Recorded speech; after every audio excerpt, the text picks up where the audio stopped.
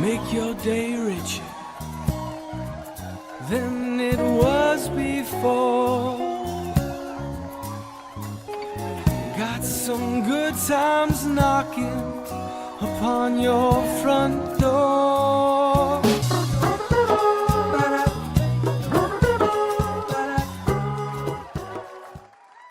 Well, here we are. Welcome everybody to the show. Happy Tuesday. Let's just do a view count, shall we? The goal here was by January 1st to hit 100,000 views and downloads. And let's see where we're at today, shall we?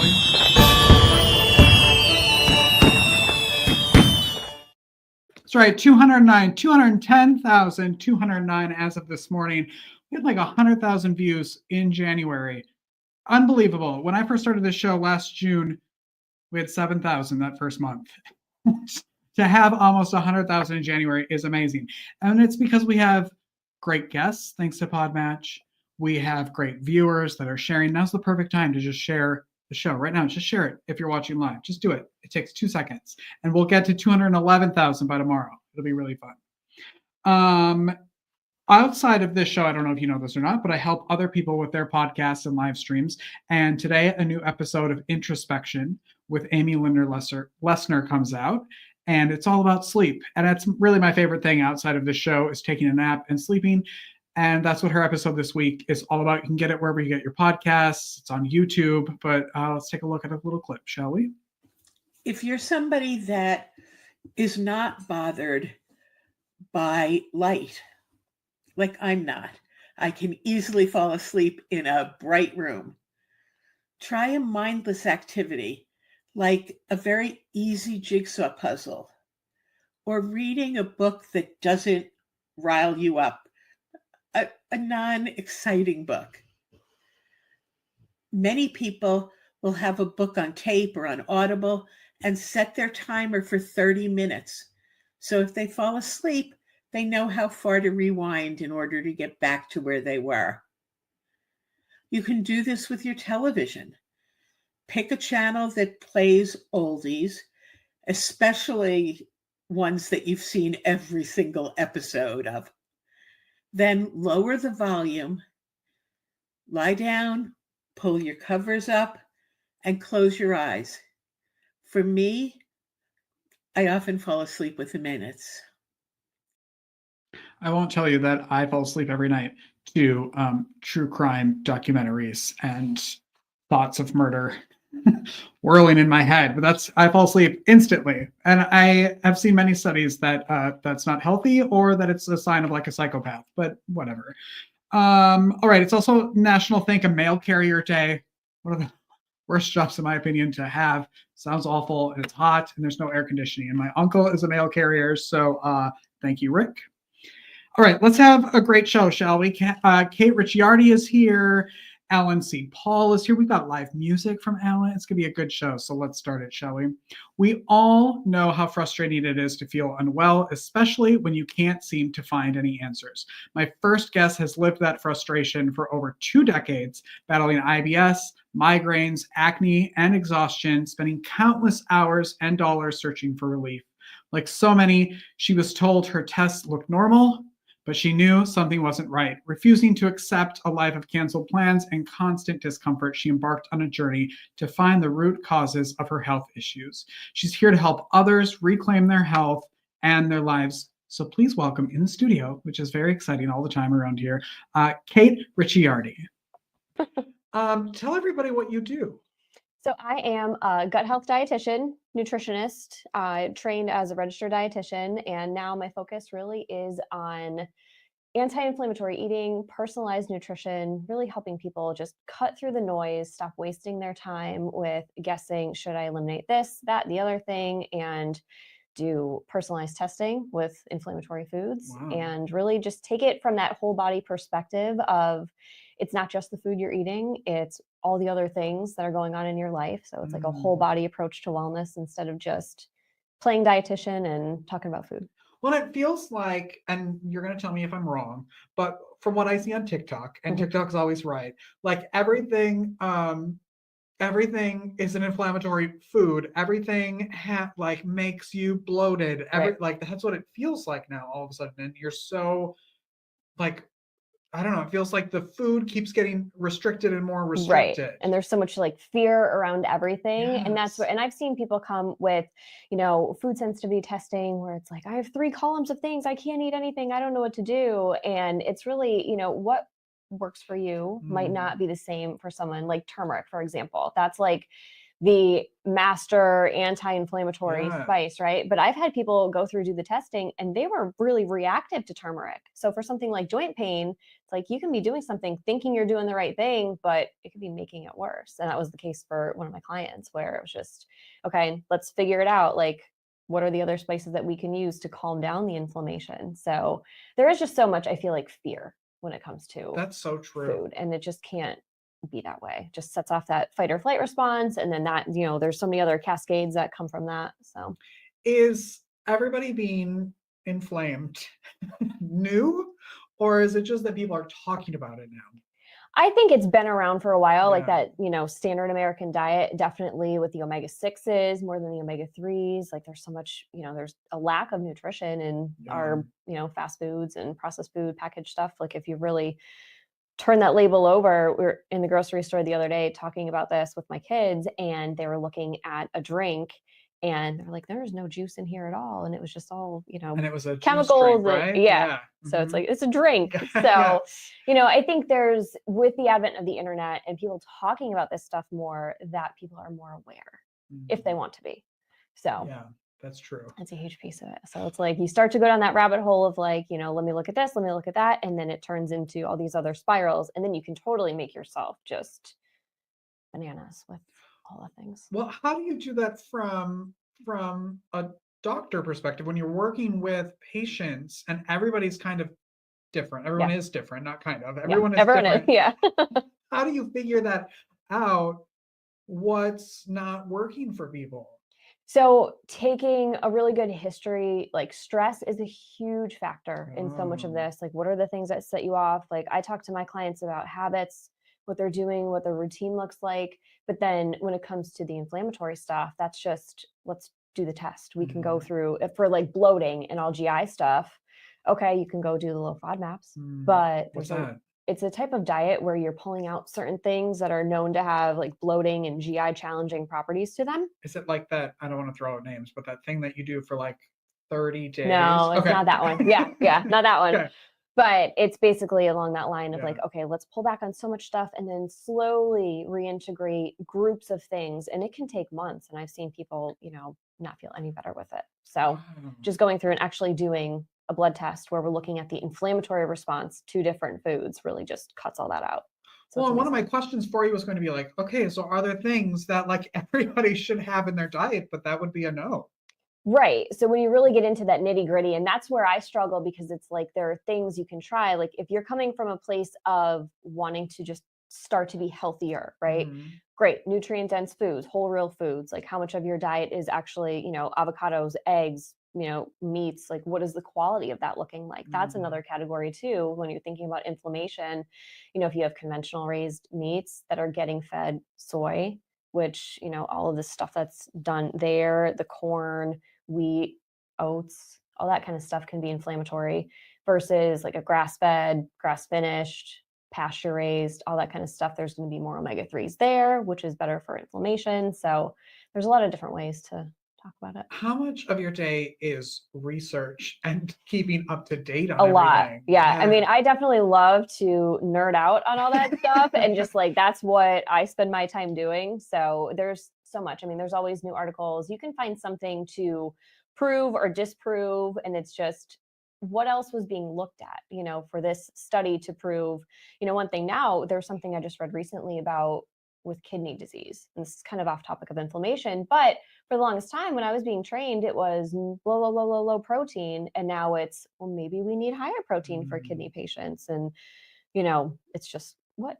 So It's there's like so many when things. one day coffee's good for you and one day coffee's bad for you. Right. I just Right. have always for 40 years been like, it's probably good for you. Right. Yeah. When you're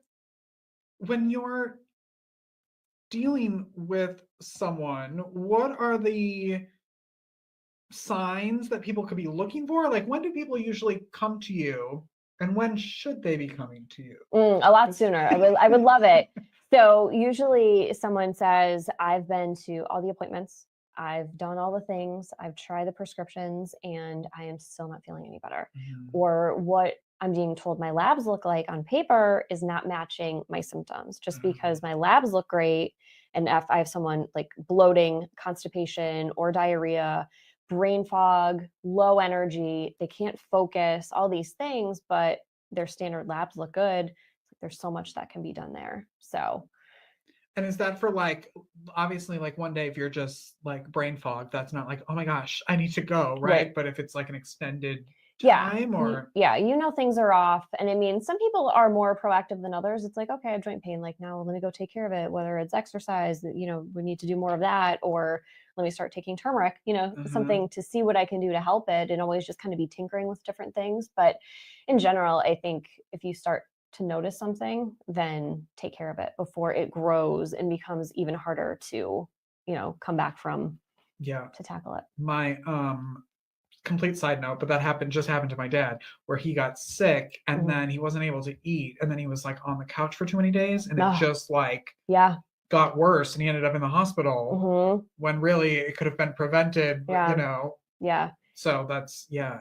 I think there's so much to being more proactive. And sometimes it's just really hard. It's, I have a job, I have kids, I have a house to take care of, I have a pet, I have family, like aging family members. There's so many things. Yeah. And when it's just, the standard appointment and you're told, well, just here, follow this list of food and best of luck. I mean, that's not providing support to anyone. Yeah. There's so much more. Especially like you said, like one thing that doesn't make you inflamed or ruin your gut could do that to another member of your family. And so you have to like, everybody gets their own meal. That can be really challenging. Yeah. But we had that come up, like my husband with chicken. And it was like, okay, my kids eat chicken a lot. So what are we going to do here? And it's just, you adapt and you find something in the middle. And sometimes it just is what it is. It's temporary. So until your body, if you remove that thing that you have this inflammatory reaction to, then after a period of time, it's kind of like the immune system has a memory, and you can turn that over and forget it. And then, okay, maybe after like 6 months, then I can have some chicken again, and it's okay. So it doesn't have to be this like allergy where you can't have it forever. So that's so weird how the body does that. Yeah. Yeah. Like you slowly, I always think about this because I don't have kids, so I don't understand the like, maybe it's super easy, but like kids can't have peanuts or peanut butter or whatever it is, like babies, right? Because then they can have some sort of and I'm like, well, why? And then one day you're like, I can have peanut butter, right? Like that's so weird to me. Yeah. Anyway, what did you want to be when you were a kid? Oh gosh, a lot of things. I remember career day. I went to shadow a pediatrician. Thought I was going to be a teacher. Thought I was going to do that for a while. Those are the two things. 'Cause Really? in high school, or was it like 8th or 9th grade? I forget. But you would go, the guidance counselor, what do you want to be? So you would go and, shadow and all that kind of stuff. So I actually then went to undergrad initially thinking I was going to be a history teacher. And then I went and shadowed. Wow. And teachers deserve all of the everything in the world, because that is just a special group of people that I have utmost respect and adoration and appreciation for. So yeah, wow. For me. So interesting. Yeah. I want to get the names right, because you're the creator of a couple different things that I think are very important. So I want to talk about the Root to Radiant method. Okay. How'd that come about? So really all of this came about because of my own struggles with IBS. I mean, from the time I was 12, I can remember having just gut issues. And so like nutrition had always been a part of my life, wanting to eat healthy, being crunchy, where it's like cleaning with vinegar and baking soda and lemon, all that kind of stuff. And really just after I figured it out, because I had that same conventional journey of being told, the CT, the MRI, all that kind of stuff, you look good on paper, and really getting to that place of flipping the script, looking towards that root cause. So root cause of what's actually going on, looking at you as a whole, all of the things that could be affecting you and your gut, like stress affects the gut like crazy. So getting then women to a place, because I primarily work with women like 35 to 50. And one of the words that I had heard come up a lot was, I just wish that I had like radiant skin. And so it was like, okay, let's try to get you from that place of root cause to where you then want to be, where, your gut affects your skin, and just like your radiance of having the energy and being able to show up and be who you want to be and be for, your important people. So It's also probably not the most fun thing to admit you have and No. to talk about, right? Yeah. Like, oh, yeah, no one wants to be like, hey, guess what? I've had diarrhea for 4 weeks. right. Yes. No one wants to talk about it. Yes. So you also have that great like safe space for people. Yeah. That's so important. Yeah. And I think having like my own issues helps people. And Yeah. it's not like, because it is one of those like, okay, they say people don't like to talk about like the bathroom and money, right? And Mhm. it's just, I get it, I've been there, so it's okay. And then Yeah. people are like, oh, finally you understand like what Yeah. it's actually like instead of just, having that barrier. And Yikes. Mhm. What about the digestion by design, which like perfect name. I don't know if you came Thank up you. with it or not, but good job. I did. Thank you. After a lot of work, I mean, I started my company and it was RD Nutrition Consulting, Mhm. LLC. I was like, that's really just, I mean, the basic of basic. And so really thinking about that personalized piece of it, no two people go through the program that I have the same way. It's Mm. just, what affects one, what we need to drill in. Maybe it's more, habits and mindset and perspective in the beginning versus, okay, I'm good with all that kind of stuff. We're just jumping right into food. And so there's so many different pieces that come in with like sleep and blood sugar, stress, just all sorts of different hormones. That's another big area. So important for people to know that when they come to you, that like it's going to be for them and not Yes. just here's a sheet No, of all the things I cannot recommend. stand that. Yeah. No cookie cutters, like leave that for the kitchen. And it's just, you're a unique person and we need to help you, your quality of life. Like that's the most important thing for me Yeah. as a physical therapist and working in the assisted living, independent living, memory care units, and just seeing and hearing the stories from the older generation of take care of yourself now because Yeah. what you're doing now will affect you when you're my age. It's Mhm. just, it takes a while. So What do you love most about your life right now? I think the impact and really having that effect on women's quality of life. Like, hey, you know what? I'm not feeling self, there's so much like guilt Mhm. with that, right? And it's Mhm. like, I can't, get out of bed and play with my kids. I had one client who actually had to hire someone to help around the house because she Wow. just was so exhausted and was just dealing with her own stuff. And she didn't have the energy to show up for her family. Mhm. And that was really hard for her. So being able to get her to a place where she's like, I'm great. And I'm back to like doing all the things and, volunteering at my kid's school. So that is the most rewarding Probably thing for me. feels like a completely different person. Yeah. Wow. Yeah. What's the best way that people can, where are you located? And what's the best way that people can connect with you? So my practice is virtual. So North and South Carolina, I'm licensed as a dietitian. And then also I have a functional nutrition coaching certificate. So pretty much talking about the general stuff all over the country. So I'm virtual, which makes it really, really flexible to do that. And my website is Digestion by Design. So Perfect. that's where I'm at. And then the socials, Digestion by Design also try to keep it nice and cohesive and easy. So Good, that's smart. Yeah. Have you always been virtual? yeah, Do you love that? I do. Yeah. Yeah. For what I do, I mean, as a dietitian, I don't need to be in person. And so it makes it so much easier to fit into someone's day. Like, hey, you know what? I have a break in my work schedule, so I can duck out here for an hour or whatever it is. And yeah, it's been working really, really well. I love it. Yeah. Congratulations. And Thank you. thank you for doing the work you're doing. Thank you. Because it's needed, and when someone's doing the work that like no one wants to talk about, Yeah. I love talking about it. Yeah. So Yeah. there you go. Yeah. That's an interesting thing. Digestionbydesign.com. Thank you so much for being here. Thank you, Richard. Of course. We'll be right back after this break. You know what would be better than watching this commercial? Watching your commercial. Scan the QR code or visit makeyourdayricher.com/advertising to start promoting today. My next guest is a man who understands the delicate balance between faith, family, and the demands of a creative life.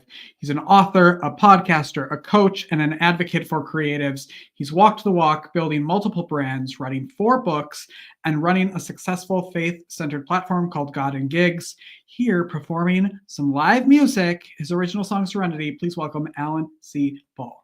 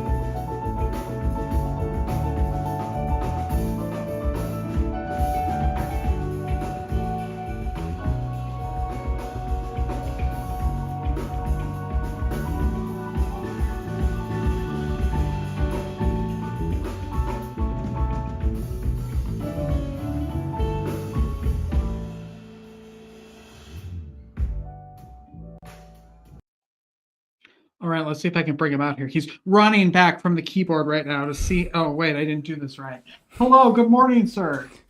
Good morning. Good morning. How are you? I'm doing awesome. Thank you so much for having me. Of course, I think that performance needs this. Applause is always nice. It's always nice to hear that, and Yes. not the other thing. Yeah. Do you get to watch yourself perform often or not? I can say yes. That is one of the blessings and the curses of musicianship. Is obviously now on the social media you do the clips and everything, and also in my other job, I have to watch back on services from Sunday and just make sure everything's doing sounds right and what we did and evaluate. So yes, it's painful sometimes, but it's part of the job. Part of the job, a necessary evil. I'd love to ask musicians and performers what it feels like when you're up on stage like that and there's all that energy coming at you, that you're also giving out so much energy, but there's a ton of people that are there for you, listening to you. How does that feel? That's a great question, because there's this interplay, right, between what's happening with the band, what's happening in my head, right, and then what's happening in the audience, which of course is all about connecting with them. But there's also this inner dialogue that it's about the artist, right? It's about the person that's creating the thing. It's like, well, what matters is what I'm thinking and so there is this dynamic of, it's a shared experience. There are many times that I've looked out at the crowd and it's like, I might have not been feeling what I was playing or feeling like we're doing great. And I look out into the audience, and there's a smile. And everybody's face is like, oh, maybe we're doing okay. Right. So the audience really does. It's a participatory thing. It's one of the things that I really believe is, after COVID, we realized we missed so much, that people wanted to have that interaction. Just hearing the song on Spotify or on your streaming service is not the same as watching somebody do it, because now you're part of the performance. Your claps, your smiles, even your disapproval, whatever it is, right? It's a two-way street. So yes, I absolutely feel more in touch with my music when there's an audience. Even if there's two or three people in a lobby, it makes the experience shared, which elevates everything about it. And I absolutely would prefer that pretty much to any other time, just playing by myself. Yeah, I hear you. But I used to do this in front of an audience too, and the difference is kind of mind blowing. What it feels like when you have that. Did you grow up always loving music, always making music, or when did you fall in love with music? Well, according to my mom, okay, I can't say I remember this, right? It's not it, but I have videos, and my mom says at 2 years old, my mom's a music teacher and a pianist, so that's where it originally comes from. She says I was reaching out to the piano, trying to play the keys at 2 years old and trying to play Sarah Smile or sing Sarah Smile by Dear Hall and John Oates. Wow. That's her story, so I'll stick to it. Yeah. And so that means a good story. I grew up with music. My father, not a musician, but a lover of music, had all the vinyls. There's a picture of him putting these huge headphones on my head around that same age. So yes, I grew up with it, played piano all the way through middle school, high school, band, all the things, right? As far as like becoming a music nerd or music everything. So piano has always been my only instrument, and not like these guys that play a million instruments. Piano was the only one. A little bit of baritone in band, but yeah, that was just to get my credits.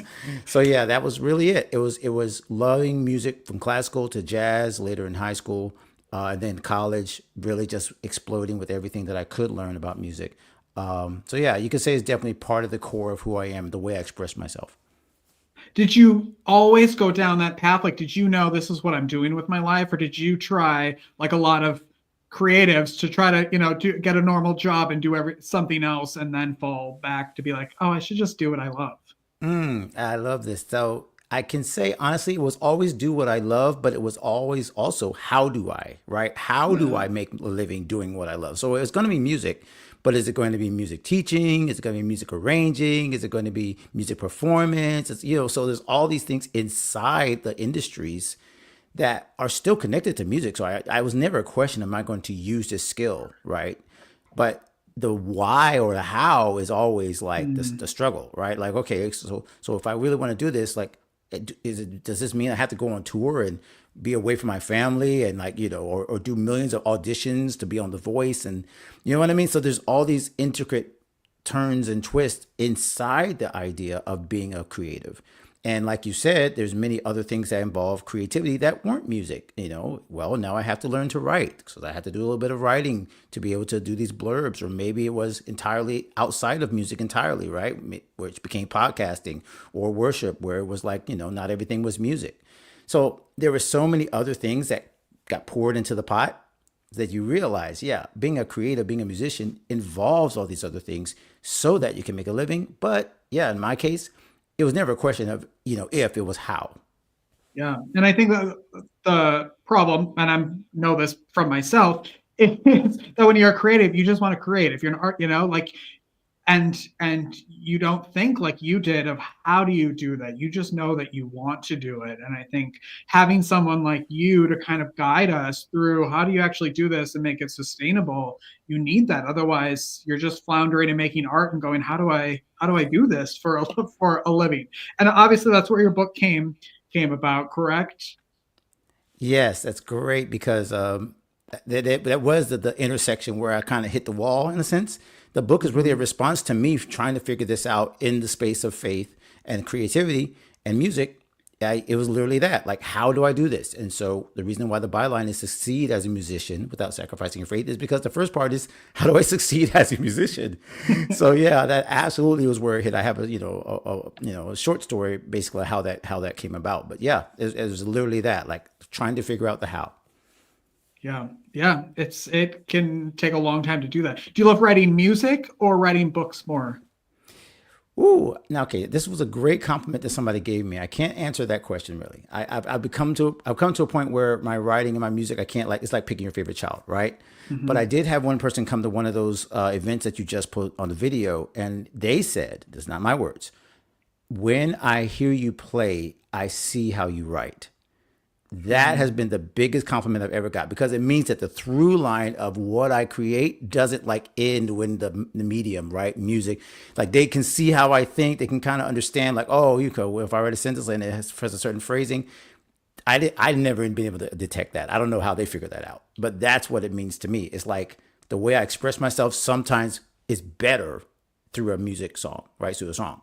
Sometimes a song doesn't work, so I gotta go to writing.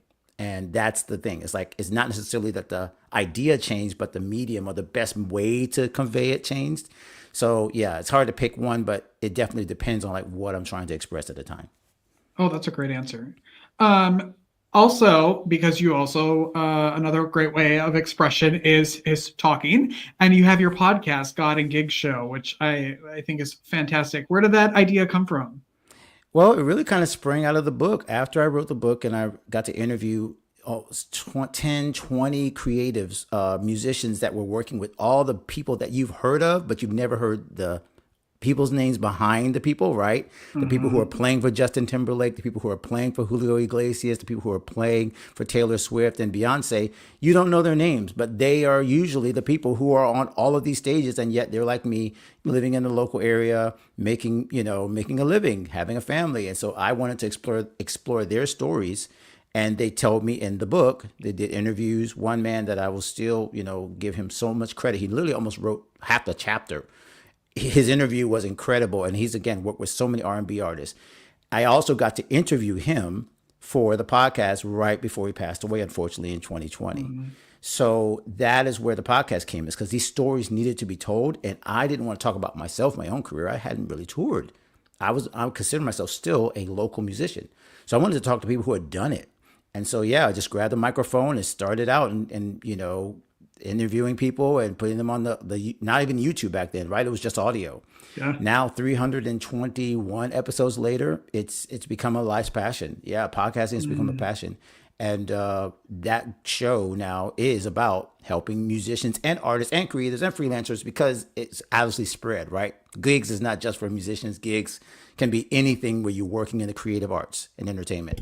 So now it applies to all those things. And how can you be in tune with your values without losing the ability to do what you love and do it excellently and make some money while you're doing it? How often does it come out, and what days does it come out?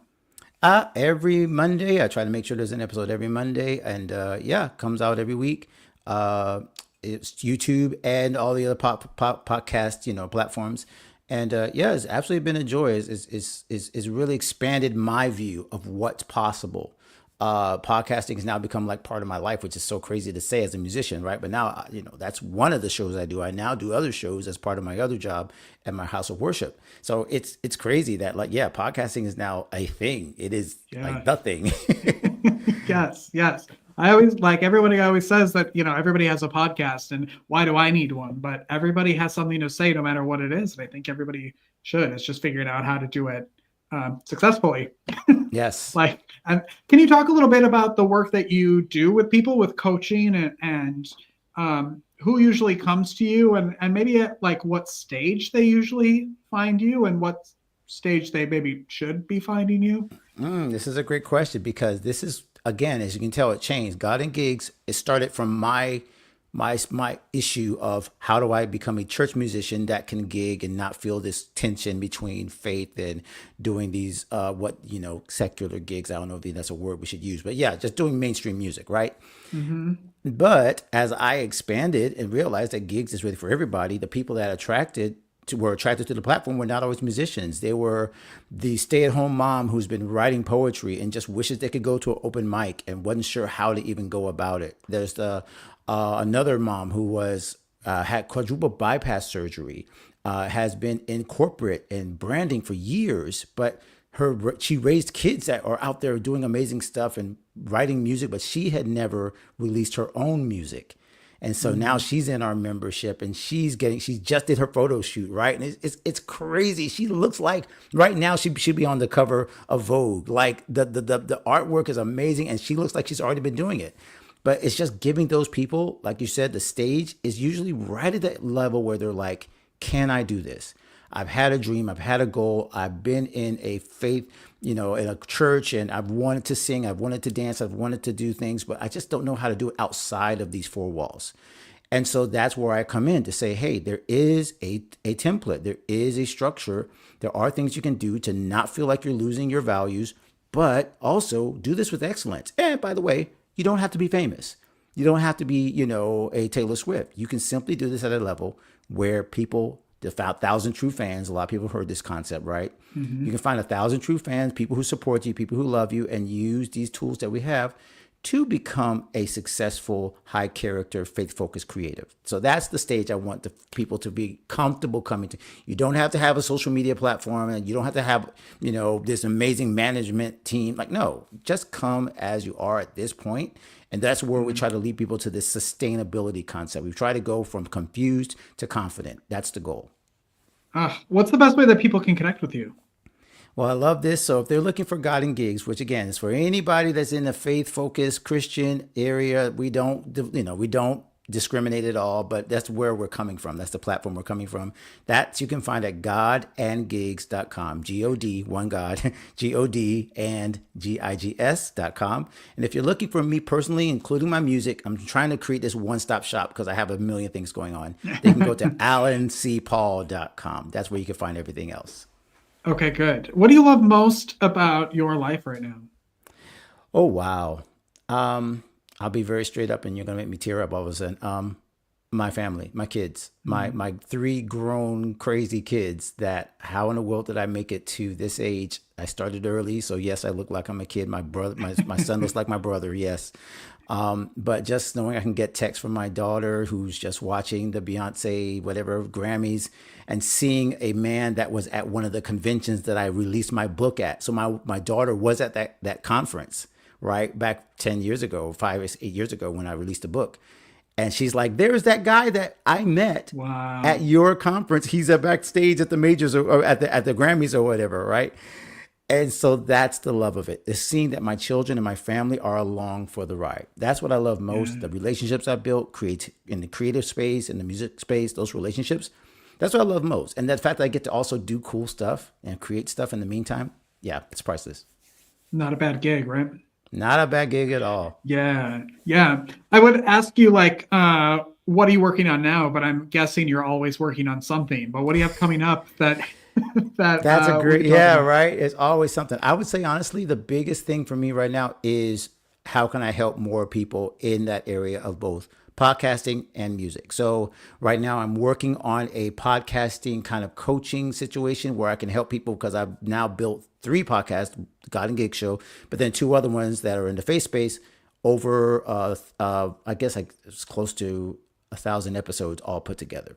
So once I start stuff, I don't finish it. I don't stop. Yeah. So I'm trying to help other podcasters in that. So that's where I'll probably put that on alanCpaul.com just whenever I start launching that. And also music, man. I have to start getting to this album.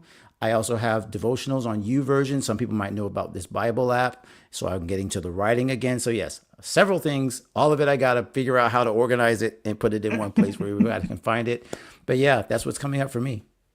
Okay, good. Come back when any of that comes out. I'd love to have you. Oh, I would love to. Thank you so much for the invitation. Thank you so much for being here. I appreciate it. Absolutely a pleasure. And it's a great show. Thank you so much for having me. Thank you. We'll take a break. This is Alan C. Paul, everyone. We'll take a break and be right back after this. Don't go away. Thank you so much. Thank you.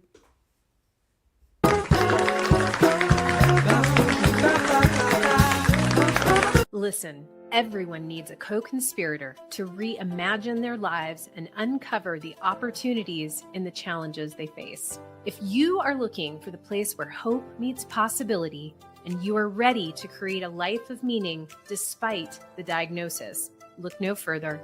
Helen is a certified professional coach with a background in medical research and an autoimmune diagnosis who brings compassion, empathy, and your best interests to every conversation. Learn more about coaching with Helen at helensampsonmullen.com.